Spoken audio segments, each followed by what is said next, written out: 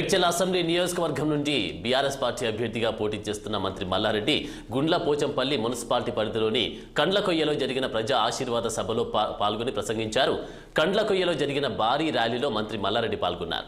ఈ సందర్భంగా బీఆర్ఎస్ నాయకులు మంత్రి మల్లారెడ్డిని భారీ గజమాలతో సత్కరించారు. ఈ కార్యక్రమంలో జిల్లా market committee chairman Bhaskar Yadav, municipality chairperson Lakshmi, Srinivas Reddy, vice chairman Prabhakar పాల్గొన్నారు.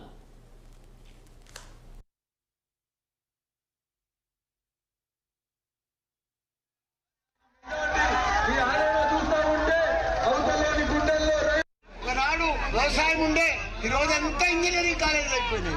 ఎక్కడ చూడకు అక్కడ పిల్లలే పిల్లలు పిల్లలే పిల్లలు పిల్లలే పిల్లలు. అసలు పిల్లలకు, అమ్మాయిలకు, అబ్బాయిలకు కొదువులే లేదు మనం.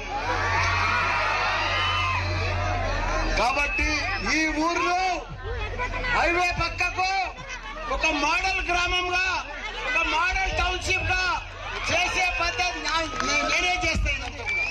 ముంగటనే కళ్ళకోయలా అక్క మీకు తెలుసు, పెద్ద ఎత్తున ఒక ఐటీ పార్క్ స్టార్ట్ అయిందక్క.